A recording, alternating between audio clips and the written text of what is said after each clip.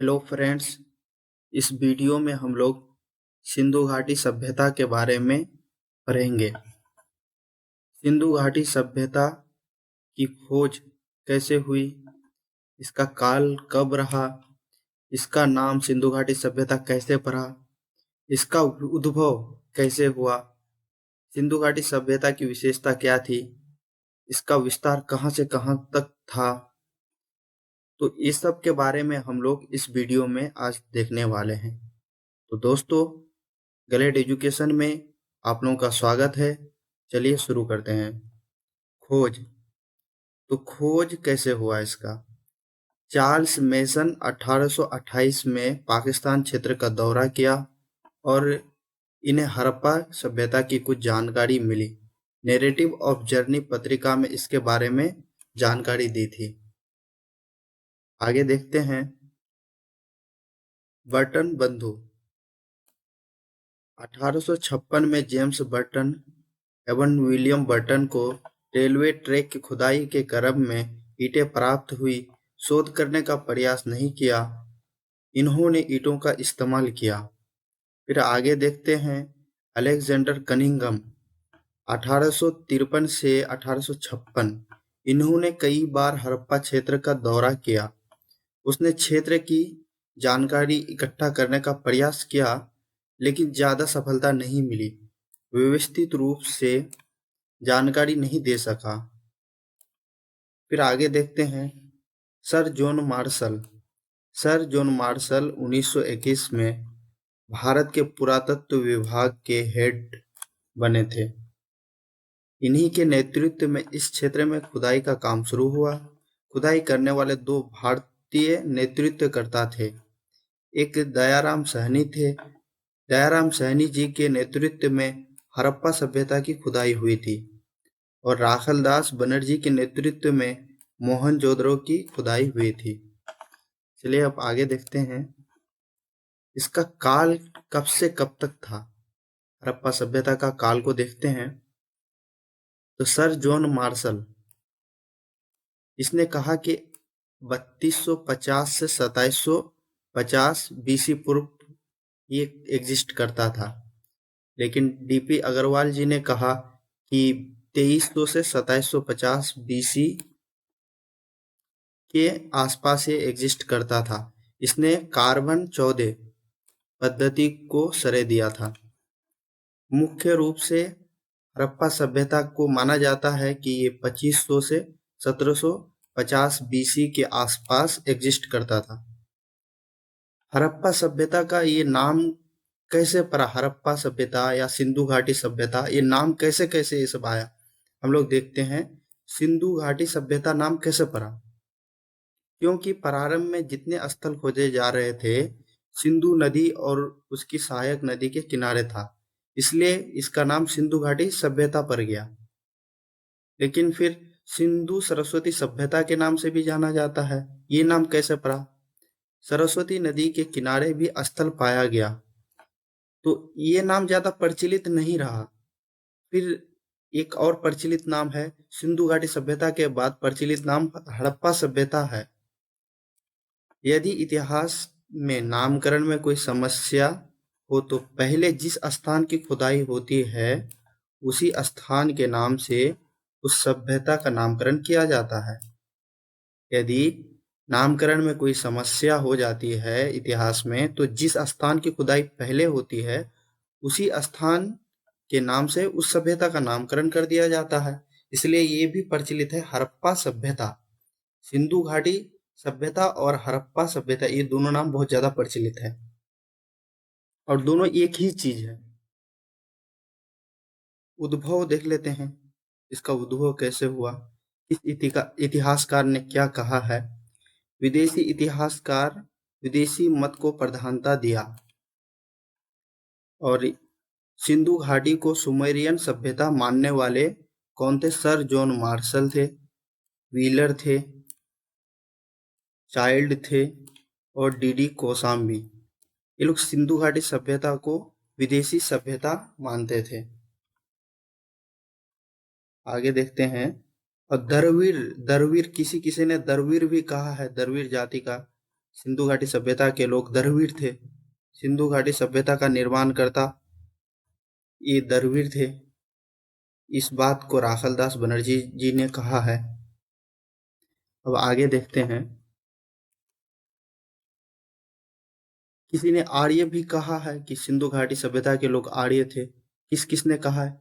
TN. Ramachandran, Lakshman स्वरूप पोसालकर, इन्होंने कहा है कि सिंधु घाटी सभ्यता के लोग आर्य थे। इसकी विशेषता क्या थी?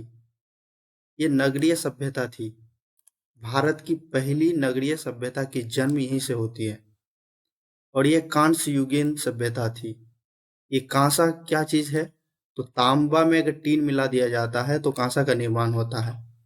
इसलिए इस सभ्यता में ब्रोंज का इस्तेमाल हुआ, इसलिए इसे ब्रोंज एज सभ्यता कहते हैं। इसको आदि ऐतिहासिक सभ्यता भी कहा जाता है। आदि ऐतिहासिक सभ्यता इसलिए कहा जाता है क्योंकि इसमें जितने भी चीज मिले हैं, इसमें पढ़ा नहीं जा सकता है। लिखित साक्ष्य मौजूद है लेकिन पढ़ा नहीं जा सकता है।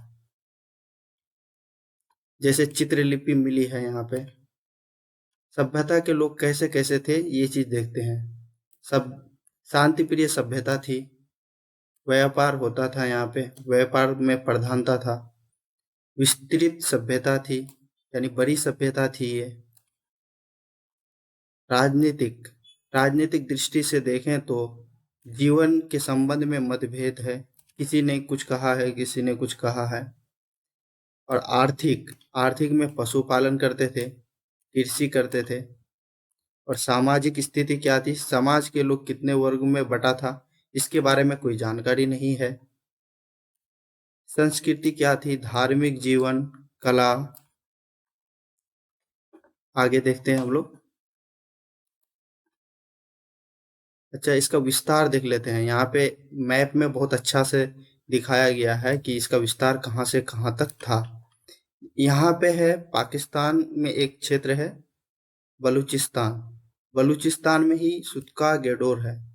तो यहाँ से लेकर यहाँ यूपी में, ये यूपी है, यहाँ पे देख पा रहे हैं जैसे यूपी यहाँ पे हिंडन नदी तक, सुतका गेडोर से हिंडन नदी तक 1600 किलोमीटर है, यहाँ तक फैला हुआ है।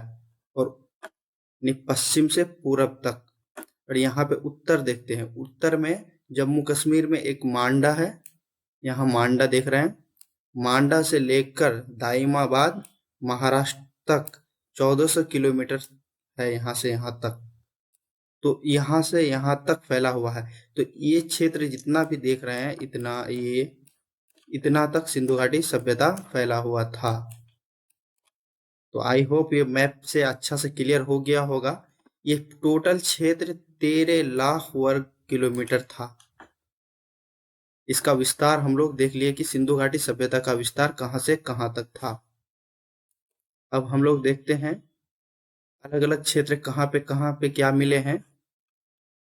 तो यहाँ पे हम लोग देखते हैं ये पंजाब का रोपर है। तो पंजाब का रोपर में ये क्षेत्र मिले हैं, सिंधु घाटी सभ्यता का क्षेत्र, और संगोल में भी मिले हैं। और हरियाणा में देख लेते हैं, हरियाणा में कहाँ कहाँ पे क्या मिले हैं। तो एक जगह है बनवाली, तो यहाँ पे मिले हैं मिट्टी के साक्ष्य मिले हैं। मिट्टी के साक्ष्य मतलब मिट्टी के बर्तन के साक्ष्य मिले हैं। और बैलगाड़ी का खिलौना मिला है, ये मिट्टी का बना हुआ है।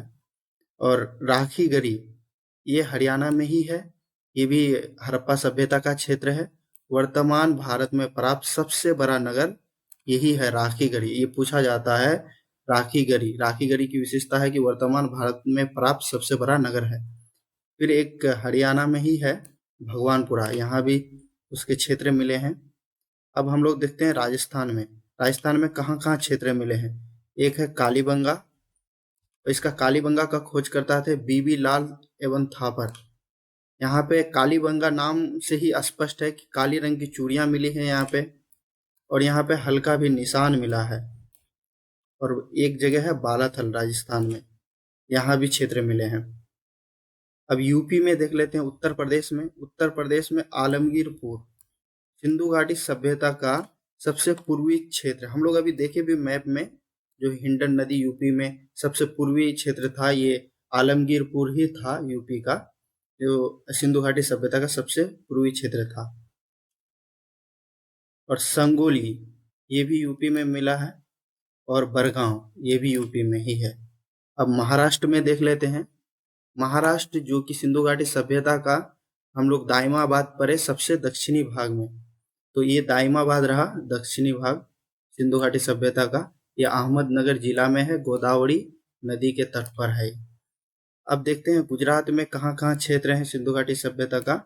तो लोथल, यहाँ से व्यापार जलमार्ग द्वारा होता था, और यहाँ पे अग्निकुंड के साक्ष्य मिले हैं, और चावल का भी प्रमाण मिला है गुजरात के लोथल से। दो याद रखना है बहुत मुख्य रूप से, एक अग्निकुंड और चावल का प्रमाण लोथल से मिला है। और धोलावीरा देखते हैं, यहाँ पे सुव्यवस्थित नगर 3 खंडों में विभाजित है। सबसे व्यवस्थित नाली प्रबंधन यहीं पे है धोलावीरा में। अभी हम लोग गुजरात का क्षेत्र देखते हैं, एक लोथल देखे, एक धोलावीरा देखे।